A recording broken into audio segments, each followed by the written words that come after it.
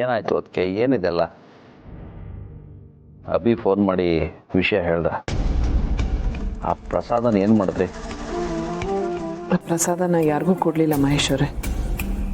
ದೇವ್ರ ದಯೆ, ಆಶ್ರಮಕ್ಕೆ ಪ್ರಸಾದ ಕಳ್ಸೋಕ್ಕೆ ಮುಂಚೆ ಎಲ್ಲ ಗೊತ್ತಾಯ್ತು. ದೇವ್ರ ಪ್ರಸಾದಕ್ಕೂ ವಿಷ ಹಾಕ್ತಾರೆ ಅಂತಂದ್ರೆ ಎಂಥ ನೀಚ ಕೆಲಸ. ಇಂಥ ಕೆಟ್ಟ ಕೆಲಸನ ಯಾರು ಮಾಡಿರ್ಬೋದು ಅನ್ಸುತ್ತೆ ಅಣ್ಣ. ಪ್ರಸಾದಕ್ಕೆ ವಿಷ ಹಾಕೋದು ಮಾತ್ರ ಅಲ್ಲ, ನಾನು ಪ್ರದಕ್ಷಿಣೆ ಹಾಕುವಾಗ ಯಾರೋ ನನ್ನ ಹಿಂದೆ ಬಂದಾಗಾಯ್ತು. ಅಷ್ಟೇ ಅಲ್ಲ ಚಿಕ್ಕಪ್ಪ, ನಾವು ಅಮ್ಮ ಮತ್ತೆ ಮಗು ಮೇಲೆ ಹೂವಿನ ಸಂತರ್ಪಣೆ ಮಾಡುವಾಗ ಬುಟ್ಟಿಯಿಂದ ಚಾಕು ಬಿತ್ತು. ಅಪ್ಪ ಚಾಕು ಹಿಡ್ಕೊಳಕ್ಕೆ ಅಮ್ಮಂಗನ ಮಗುಗೂ ಏನೂ ಆಗಲಿಲ್ಲ. ಅಪ್ಪನ ಕೈಗೆ ಸ್ವಲ್ಪ ಗಾಯ ಆಯಿತು.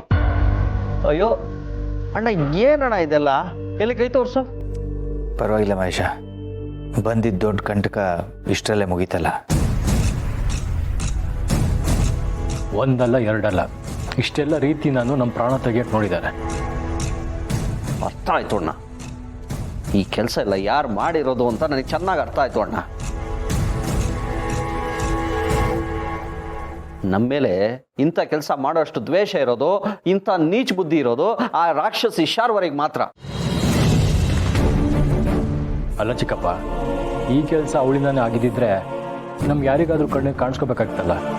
ಇಲ್ಲ ಬಿ, ಅವಳು ಯಾವತ್ತೂ ನೇರವಾಗಿ ಹೋರಾಡ್ದೋಳಲ್ಲ. ಆ ಹೋರಾಡೋ ಧೈರ್ಯ ಇದ್ದಿದ್ರೆ ಹೆದರ್ಕೊಂಡು ಬಚ್ಚಿಟ್ಕೊಳ್ತಿರ್ಲಿಲ್ಲ. ಈ ಕೆಲಸನೆಲ್ಲ ಅವಳು ಬೇರೆಯವರನ್ನ ಬಿಟ್ಟು ಮಾಡಿಸಿದಾಳೆ. ಇಷ್ಟು ವರ್ಷ ಹೀಗೆ ತಾನೆ ಪಿತೂರಿಗಳನ್ನು ಮಾಡಿ ಮನೆಯವರ ನಂಬಿಕೆ ಗಳಿಸಿದ್ದು, ನಮ್ಮಲ್ಲೇ ಇದ್ದು ಬೆನ್ನಿಗೆ ಚೂರಿ ಹಾಕಿದ್ದು. ಹೌದು ಚಿಕ್ಕಪ್ಪ, ಇಂಥ ನಂಬಿಕೆ ಗಳಿಸಿದ್ದಕ್ಕೇನೆ ನಮ್ಮಮ್ಮನ ಜೀವನ ಬಲಿ ತಗೊಂಡಿದ್ದು.